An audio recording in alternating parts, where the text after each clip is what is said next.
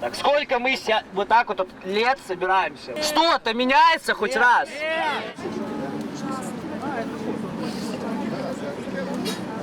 Вам кажется, что это смелость прийти сюда? Это не смелость. Смелость — это чуть больше. Я вижу это чуть по-другому. Прямо сейчас у меня мать лежит в онкологической клинике, умирает. Ей не могут предоставить медицинскую помощь, потому что там наверху всем плевать. И мы будем дальше вот это терпеть. И улыбаться. И улыбаться будем. Есть ли у нас выборы? Нет! Хотим ли мы выборы честные? Да! А как нам это сделать, ребята? Вот какая самая большая проблема у людей, которые наблюдают за выборами? Их мало. Нужно больше людей. Прослала в наш парламент молодежь, чтобы нас услышали. Живе Беларусь! Живе! Калі мы ўсе раз'едземся, хто будзе збірацца на гэтых плошчах, хто будзе бароцца за незалежнасць, хто будзе змагацца за нашу землю? Гэта наша земля! Живе Беларусь! Живе Беларусь! И на следующем митинге я расскажу, отчислили меня из вуза за это выступление. В общем, я коротко и по факту. Я учусь на специальности энергоэффективных технологий. Мы вместе с нашим преподавателем высчитали, что наша атомная электростанция будет производить электроэнергию в 8 раз дороже, чем обычная солнечная батарея. Чтобы вы понимали, ко всему этому добавляются риски Чернобыля 2.0. И на самом деле это очень опасно и не смешно. Свободу творить заключенным! Свободу творить заключенным! Я не знаю, как можно 25 лет сидеть у власти. 18 резиденций.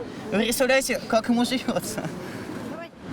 Все молодые люди уезжают с этой страны, потому что здесь не видят будущего. Каждый третий отсюда уезжает. Я хочу, чтобы... Он сказал, что это его не волнует. Что это его не волнует, да, но это нужно об этом задуматься. Это как не волнует, то есть... Нас армию любят там 2 раза в год, на 9 мая, 3 июля. Все остальное мечтают, чтобы их там чадо не попало в эту армию. Не скажу. Давайте. Вот через 1,5 года я выйду из армии. Кем я буду? Ну, по сути, наверное, никем. Просто демобилизован. Нет, мне 19. А мог бы через 1,5 года работать на скорой? Вот вопрос, где я больше нужен, там или тут? Ну, решили, что будем все вместе, будем продолжать такие акции. Дружить. Решили 16 числа. Нічого не вирішили насамрэч, але мне здаецца такой мэты не было. Ведаеце, як можна тут за 25 гадоў нічога не вырашылі, а тут прыйдзем і зараз вырашым за 2 гадзіны. Ну это немагчыма. Да. И рано или поздно молодежь, которая станет вот будущим нашей страны, они возьмут все в свои руки и сделают то, что нужно. Это только начало, впереди тяжелая и кропотливая работа, но важно, что мы уже на правильном пути, что вы знаете, чего хотите, знаете, что дальше. И сегодня, надеюсь, примете первые совместные решения.